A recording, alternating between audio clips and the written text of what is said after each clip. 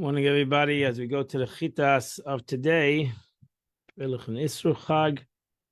Today we're holding Friday, the sixth reading in the portion of Nosei. We are in the middle of the reading of the sacrifices that the Siyam, the head of the tribes, are brought on the dedication of the Beis Hamikdash. So we're holding the sixth Nasi, the sixth day. Vayem Hashishi Nasi Livnei God. The sixth day was the Nasi of the tribe of God, Eliyasav ben Duel. Verse 43, his offering was one silver bowl. Shloishu mei mishkala, which weighed 130 shekel.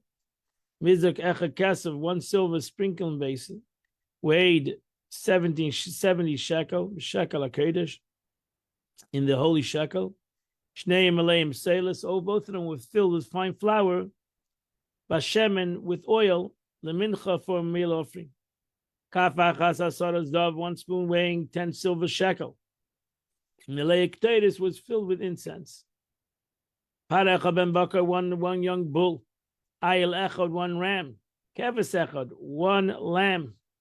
And shnasil eila, which was in the first year for a burnt offering. Seed izim lachatas, and 1 young goat for a sin offering. For the peace offering, bakar shnayim, with 2 oxen, elim chamisha, 5 rams, tudim chamisha, 5 he goats, vasim neshana chamisha, 5 lambs in the first year. The karban Eliyasav ben Duel.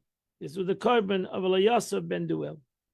The 7th day was the tribe of Ephraim, that of the tribe of Ephraim. Elishama ben Amiud. Karban, his sacrifice, karban, kalas 1 silver bowl.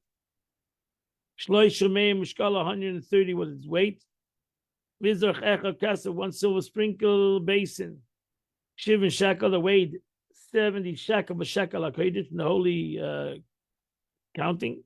Shnei maleim selas, both of them filled with wheat, flour, belula b'shem, and mixed with oil, lemincha, for a meal offering. 1 spoon weighing 10 silver shekel, filled with incense. Parecha ben bakar, one young bull. Ayil echad, 1 ram. Keves echad, 1 sheep. Ben shnas leila, which was 1 year for burnt offering. Sid zechel lachatas, and 1 young goat for a sin offering. Lezev shlamim, for a peace offering. Bakar shnayim, with 2 oxen. Elim chamisha, 5 he goats, 5 rams. Atuna chamisha, 5 he goats. Kosman eshana chamisha, 5 lambs in the first year. The karban Elishama ben Amiud. This was the karban of Elishama, the son of Amiud. Verse 54. I'm sorry, 54. The 8th day was the head of the tribe of Menashe. Gamliel ben Pedotzer, Gamliel, the son of Pedotzer. Karban, his sacrifice was kalas kefes, 1 silver bowl, weighing chamisha shloishim mishkala, 130 was its weight. Mizrak echa kesed, 1 silver sprinkling basin. Shivin shekel b'shekel HaKodesh, weighing 70 shekel, according to the holy shekel. Shneim meleim selas, belul b'shem. Both of them were filled with flour mixed with oil. Lemincha, for a meal offering. Kaf achas asarav zomalei ketores, 1 spoon weighing 10 shekel in gold, filled with incense. Parecha ben bakar, 1 young bull. Ayalecha, 1 ram. Keves echad, 1 lamb. Ben shnasi leila, in the first year for burnt offering.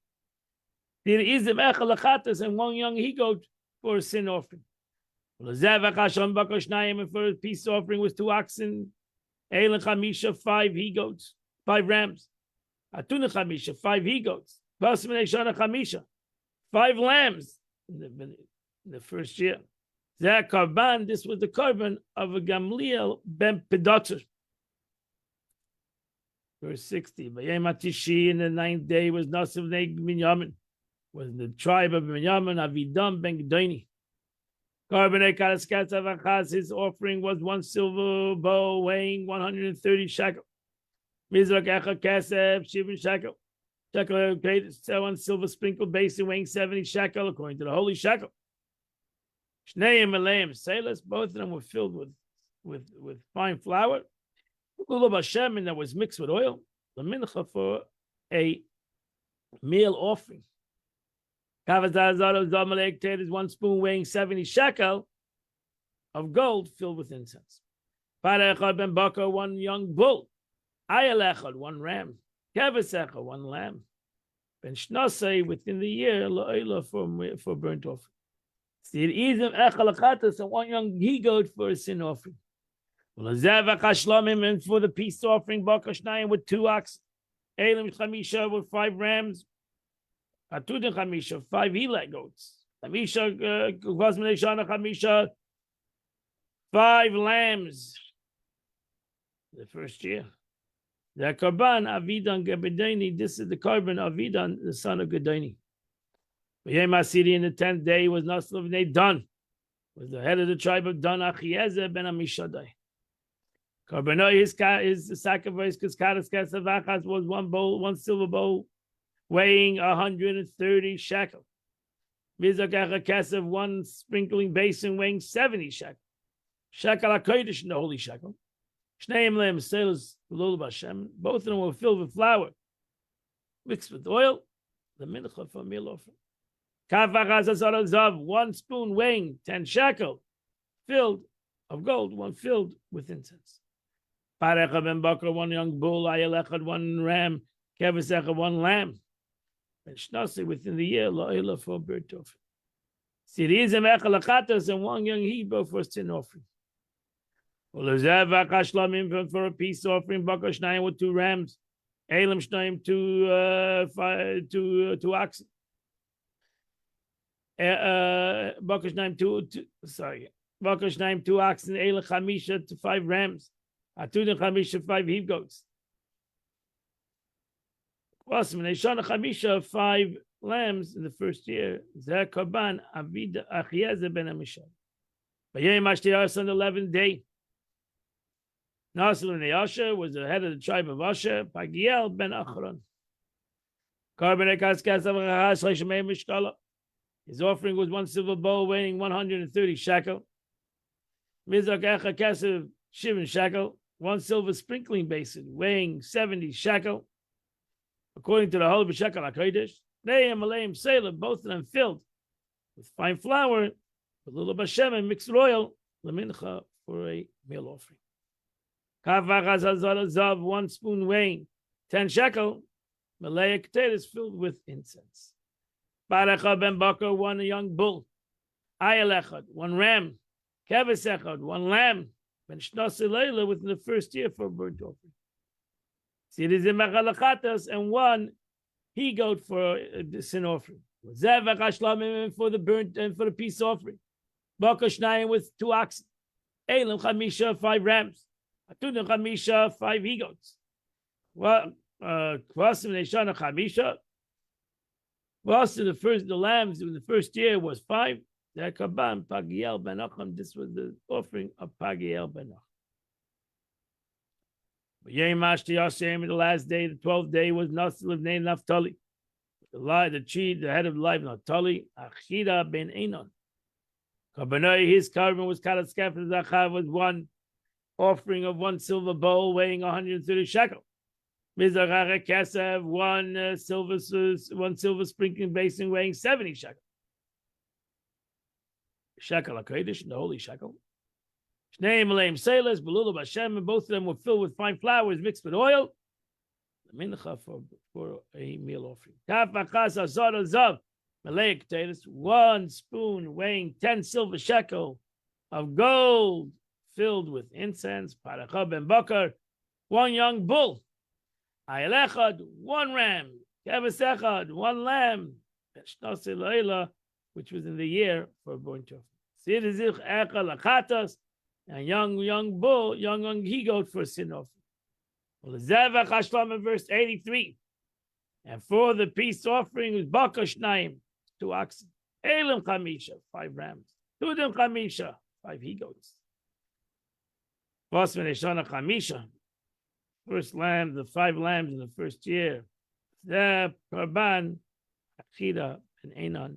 This is the carbon of Achira, the son of Enon. And that finishes the Chumash for today.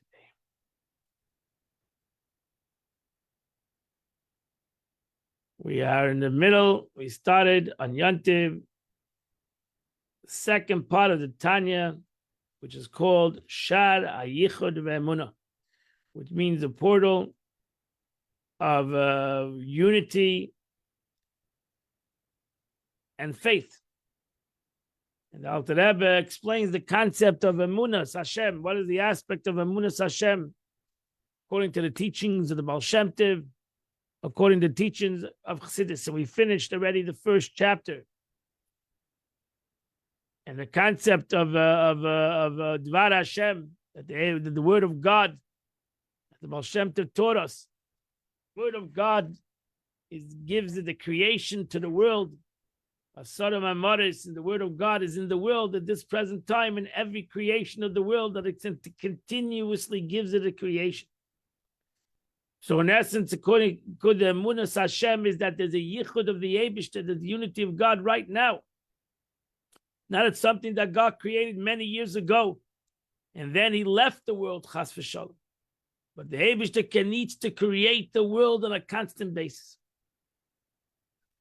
And the Alter Rebbe goes into this whole, what we're going to learn, Shar HaYichud Ve'emunah, in the concept to understand the belief, the Emunas Hashem. What is the emunah of a Yid, of a Jew?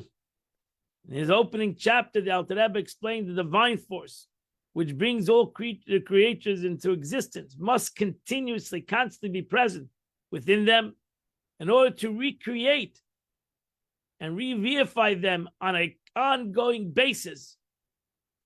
Were this life force forsake any created being for even one brief moment, it would revert to the state of utter nothingness. Not it would be destroyed. It would revert to what it was. And what was it? Yesh me'ayin. Nothing. As before the creation of the universe. Nothing. So not the Eibush can destroy, that the Eibush can destroy the world, can revert the world like it never existed. So now the Alter Rebbe starts his second chapter of this part of Tanya, Shar HaYichud Ve'emunah. And from the foregoing teaching is the answer to the heretics. V'gilu shoirish tu'asam, and they're exposed the root and the error of those who are deemed heretics, not because they deny that God created the world, because they deny in Hashgacha Pratis, HaKoifrim b'Hashgacha Pratis. They deny in the individual divine providence, in the teaching of the Baal Shem Tov, Hashgacha Pratis. That's not something that God, everybody believes God created the world. So who are the kafrim? Who are heretic? Heretic is somebody who believes in divine providence. And since they don't believe in divine providence, so they don't believe in miracles. And therefore they believe in chance. Everything's a chance. Either in the right place at the wrong time, or the right place at the right time, the wrong place at the wrong time. Chance.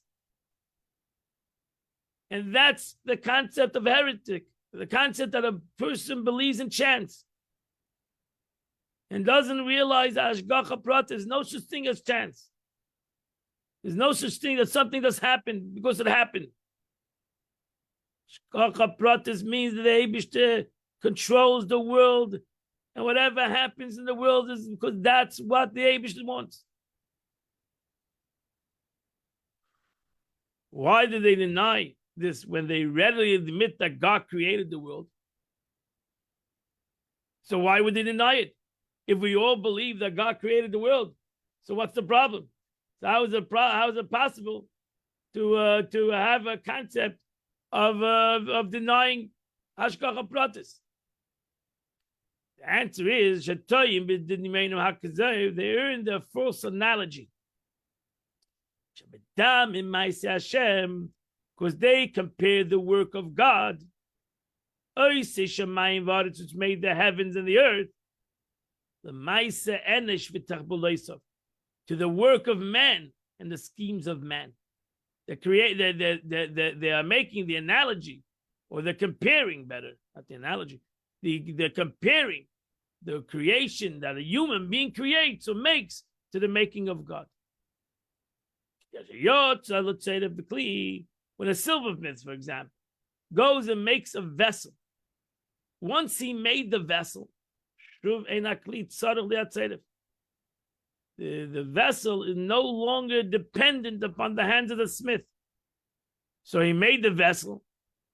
Now that I buy the vessel's mine.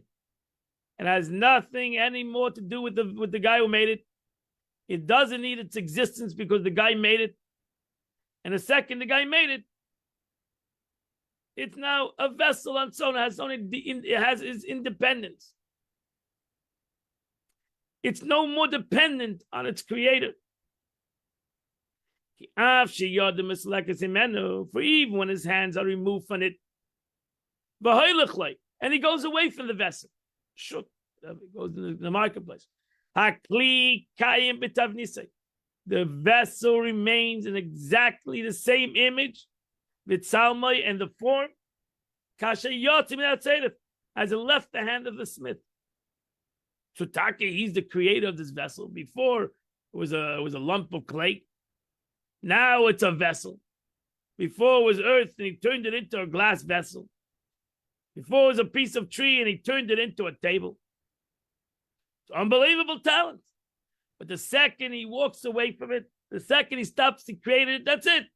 The vessel doesn't need him. And now the vessel is on its own. So they think that was the creation of the world. The Eibishter created the world, and he walked away from it. The world is on its own. The world they called it nature. Mother Nature.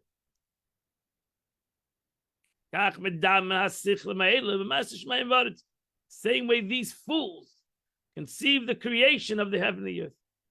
They imagine that the heaven and the earth once created no longer needs its creator. The Eibishter created the world, and that's it. Now the world goes on its own. The Eibishter is busy. God is busy. They therefore deny Hashgacha Pratis, individual divine providence,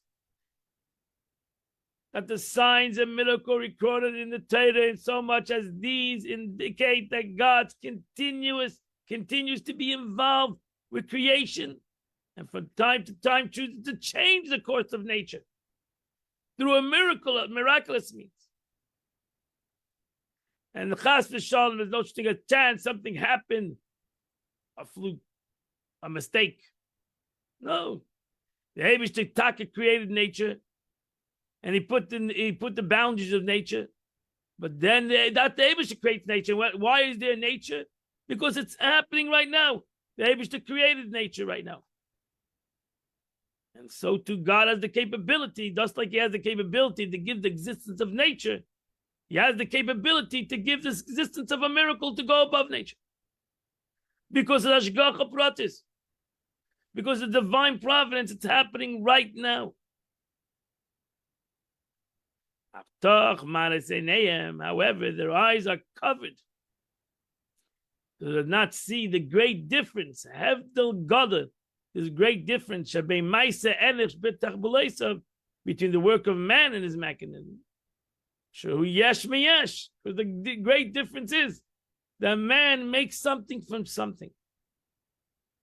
Man doesn't make something from nothing. Humans make something from something. We take a tree and we turn it into a table.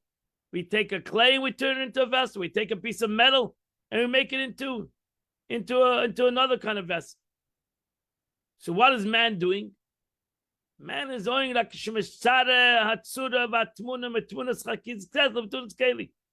they're merely changing the form of appearance. Example, from an ignorant silver into a vessel. So man merely consists of shaping pre-existing mass. Moreover, even the new appearance already exists in potentia.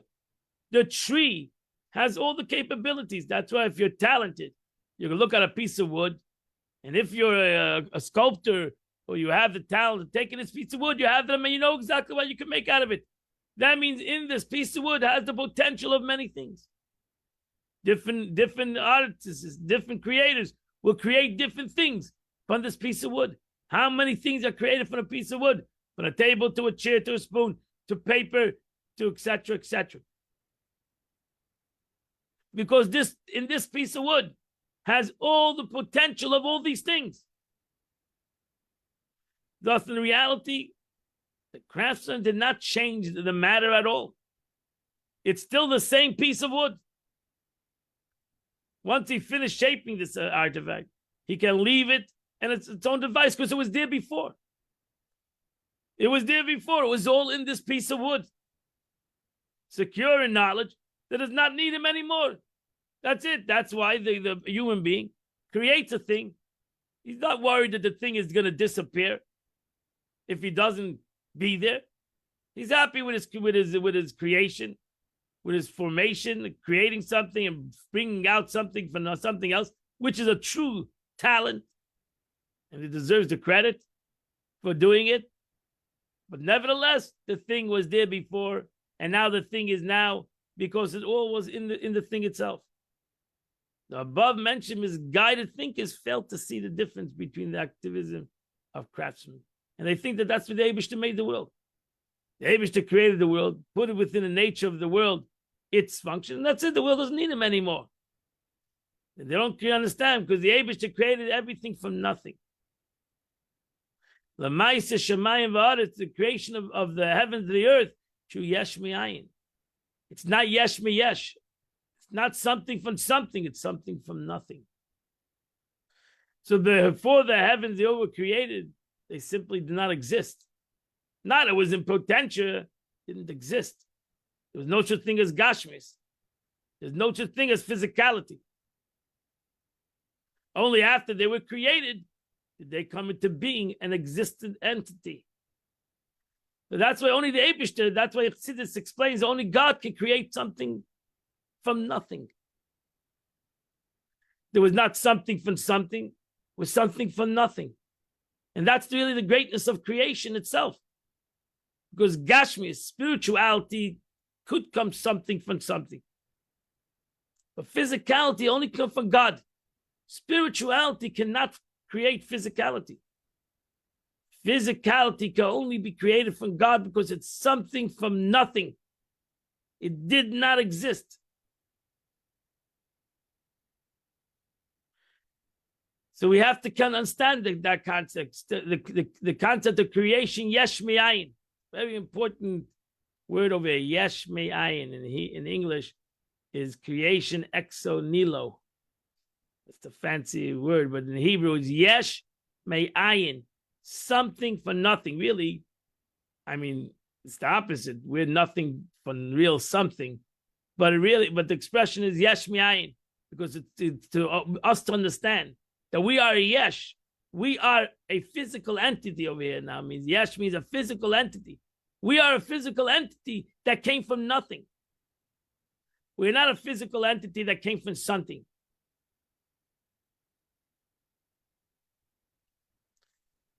So in this situation, the Alter Rebbe will soon conclude that the creative force which brings them into existence must constantly recreate them in order for them to exist. That's what we understand. The Alter Rebbe says that ultimately something from nothing needs to have that nothing to make sure that it's a something. Because if not, it'll return to nothing. So if God walks away from creation, the creation turns to nothing. Because without God giving it its existence, it would never exist. It doesn't have existence. So it would be as if it never existed. Which is, in essence, very difficult for us to understand, because we cannot understand to be able to create something from nothing. There's no such thing in this world. Everything in the world is from something. Baruch Hashem, throughout history, we had inventors and people that seek to invent, but it's all from something. They took things in the world and they made the world a better world. And that's what God wanted. Take the world, develop it, make it better, and don't live still in the Stone Ages. But everything in the world was there. Man harnessed it. Man took what was in the world and developed it. Baruch Hashem. We should continue to develop the world. But everything's something from something. The Eibishter created the world from something from nothing.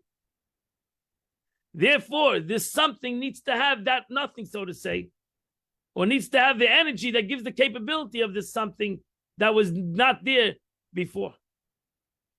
And it needs that power continuously. Because if there's no power, then that something reverts to nothing. So in essence, you can take everything. Akam and La'afar, the Gemara says, everything comes to the earth, and everything returns to the earth. You can take everything in the world, you can destroy it. You can burn it.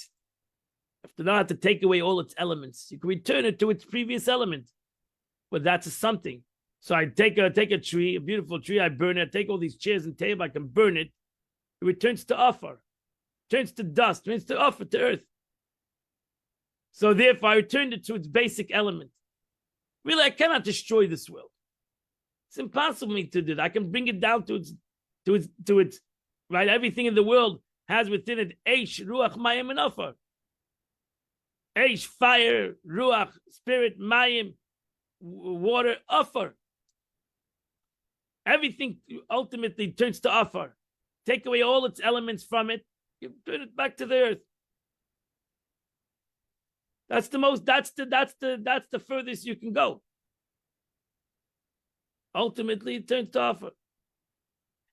But you cannot destroy the world. You cannot destroy the world that you make it an ayin. You make it into nothing. No existence whatsoever.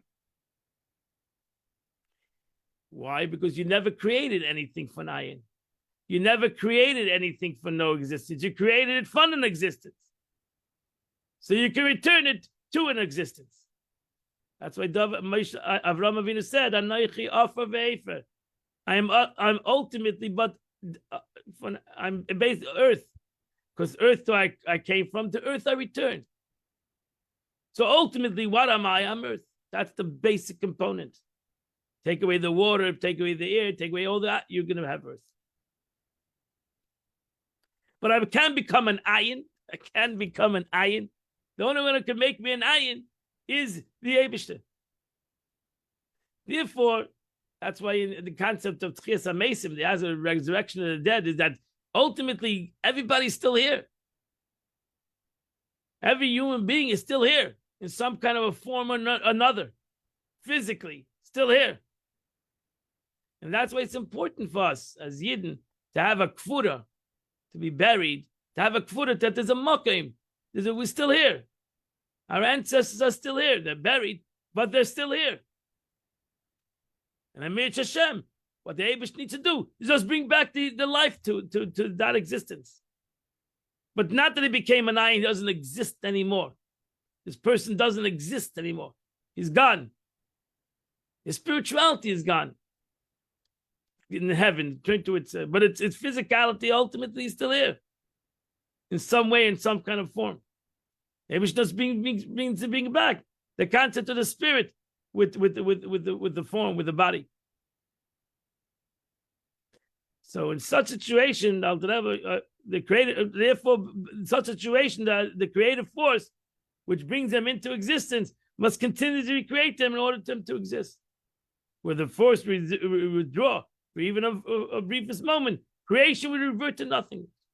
Wupela Gadol, and this creation is the wonder of all wonders. Yosem Kriyas Yamsov, they even more than what Jews celebrate. Kriyas Yamsov, every day they sing Oz Yasher, the miracle of the splitting of the sea. The truth is, a miracle that I exist right now is a greater miracle than the crossing of the sea. And therefore, I should celebrate, if I could celebrate the crossing of the sea, which is an unbelievable miracle. But that they have existence, a greater miracle. That the Eibishter gives me existence right now is a much greater miracle. It's a much more powerful miracle. What was the miracle of the crossing of the sea? What did God do? God, the Torah says what he did. God drove back the sea by a strong east wind all the night, meaning godly force that split the sea, clothed itself in the wind.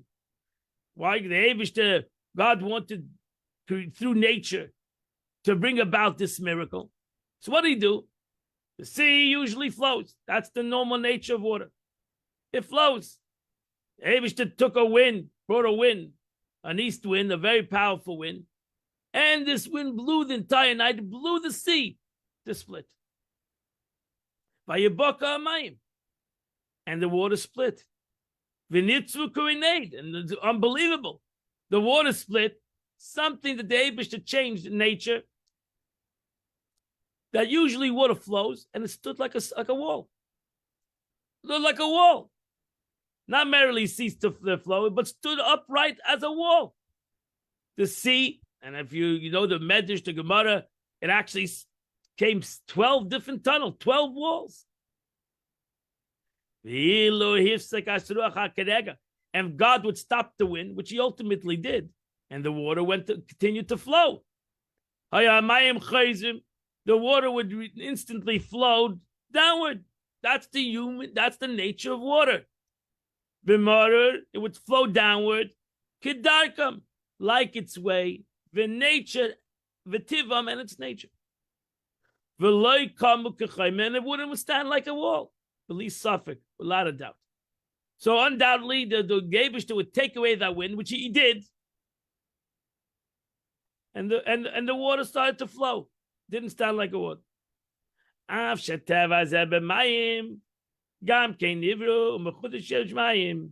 though the nature of water to flow downward is also newly created externally. The Eibishter created that water flows. Why you think about it? Why does water flow and a wall stands? Why doesn't the wall fall down and flow? Because the Eibishter created a wall, stone, and cement to stand. Baruch Hashem, to stand as bricks to stands as a wall, and the Eibishter created water to flow. The truth is, in the context of Hashgacha Prata, the water flows is a continuously thing. The Eibishter wants the water should flow, and God wants a brick wall to stand. That's what the Eibishter wants, and he has to continuously put it within the nature of water to flow. As the Alter Rebbe points out, the Alter Rebbe means to say that not only if water itself created exonila, but the nature of water to flow downward is created exonila. When the mighty wind caused the water to stand as a wall, nothing was newly created exonila, yashmiayin. There was the wind and the water. If the wind wouldn't be there, the water would have flown, because that's the nature of water. That the wind came and pushed the water, so nothing changed really. If there wasn't the wind, the water would have still done what it's done. There was no more than the case of yashmiyayin. One existent state of fluidity of water was merely replaced by another existent state, its ability to remain upright. Why? Because of a wind. Nevertheless, this is an unbelievable miracle. Because where do you see such a situation? I mean, you can create that today. You can create it. You can have a bathtub of water, bring a big, strong wind, you'll split the water. You can do it. You can try it at home. Nevertheless, this ability of water to stand rock-like was something novel. The force that is responsible for this novelty, even though this novelty involves no more than a progression from one yesh to another, the wind to the water, must constantly cause it to come about. The moment it ceases to do so, the novel event is arrested, goes away. So this is a novel event. That the Eibishter brings a wind that and holds up water that usually floats. Wow, that's a ness. But it's not a miraculous of miracles. The Eibishter didn't change really nature, but one nature to another nature. We thus see that the fluidity of water is not instinct to its essence. By way of contrast, the fact that created being occupies space, for example, is essential characteristic that does not require separate creation of exonila. In order for the water to be fluid, a distinct act of creation, exonila, is required. So actually, that water flows is a greater miracle than the standing of the water by the wind. But we make a big deal of Kriyas Yamsuf, that the Eibishter brought a wind and stood up water, which is novel. But that water flows is really the true novelty. And that the Eibishter made water to stand like a wall, and we didn't have to have the Kriyas Yamsuf. The water itself will stand like a wall because that's how he got created. No, God created the water to flow. That's the true creation. And the Eibishter created the water to flow. That's a Kriya Yesh Mi'ayin. That's a concept that the Eibishter creates constantly. It's a miracles of all miracles. The Alter Rebbe makes this point by citing the conscious in the case of a stone wall, which stands upright, independently of any external forces. Right? The Eibishter doesn't need to have a wind to blow to keep the wall of the building up. Why? Because thank God, God created a wall, cement, to stand upright, and stones and brick stones stand upright. Baruch Hashem, and thank God the Eibishter makes constantly that this wall stands. That's a true miracle. That wall stands and water flows. This is mamish akriya. Those things are a true concept of a miracle. That's why we take these things for granted. We take for granted that water flows. We take for granted that stones stand. Why do we take it for granted? If you understand at the beginning, that we're fools. We are truly fools to realize that these things that happen are these natural things that we take for granted, that is within nature, is the true miracle of miracles. The stone wall stands erect by itself without the assistance of a wind. But the nature of water is not to do. It goes, it flows. And therefore God needed to bring a wind. Since water by nature does not stand upright, but flows downward, that's why the nature of water, that's a miracle. An additional degree of creation, ex nihilo, is called in to do otherwise and to create a wind.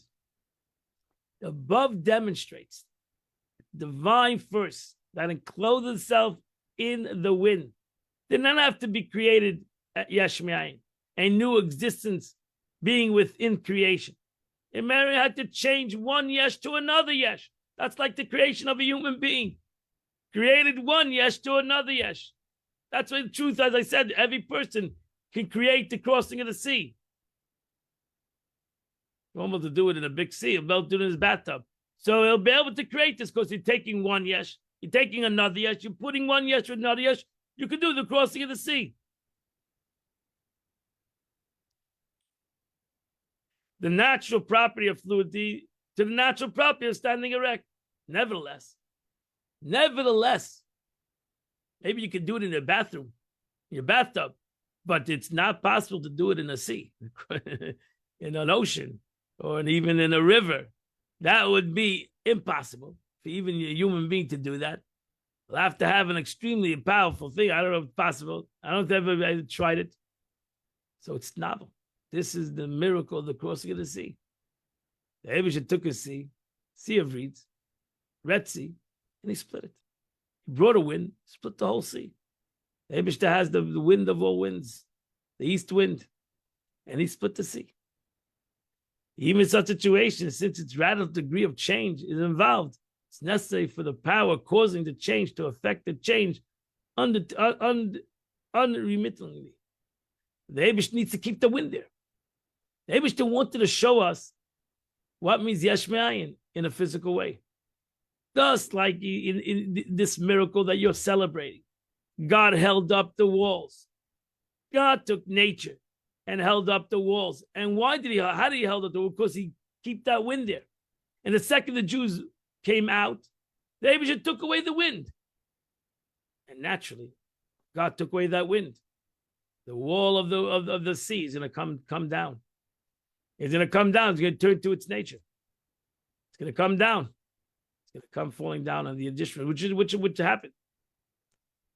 But do you see the concept that the Eibush had to have one nature to hold back another nature?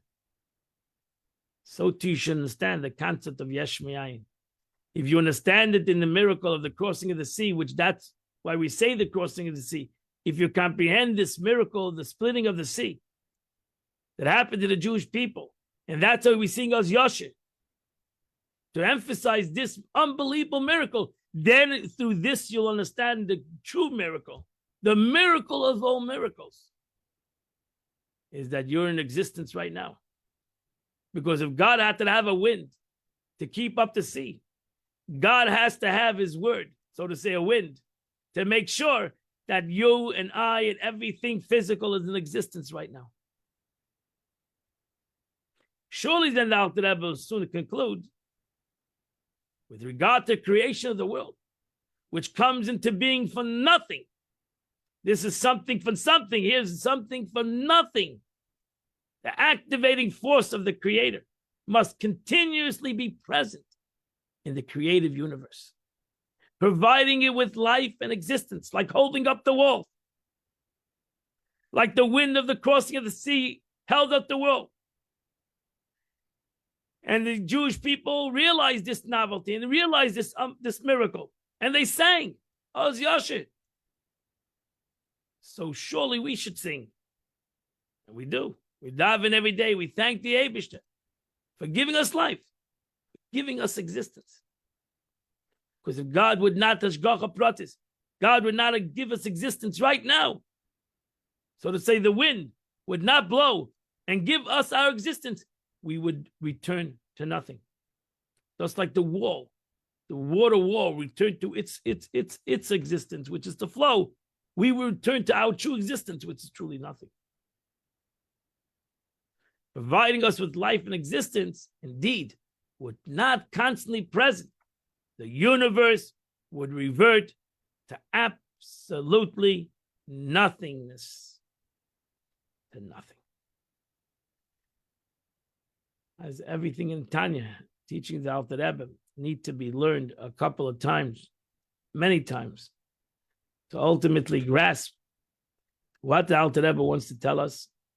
Well, what a powerful teaching of the Alter Rebbe we learned today, and the entire teaching of the Shari Yichud Emunah. You're going to learn very deep concepts of things that we need to contemplate and understand, to have Emunah Hashem, to understand that our Emunah Hashem, not that we believe in God and we believe they created the world, but Hashgacha Pratis, that the Eibishter Pashid right now gives me my existence. And if it wasn't for God giving me my existence and the world existence, there wouldn't be a world. I wouldn't be here. But this ends the Tanya for today.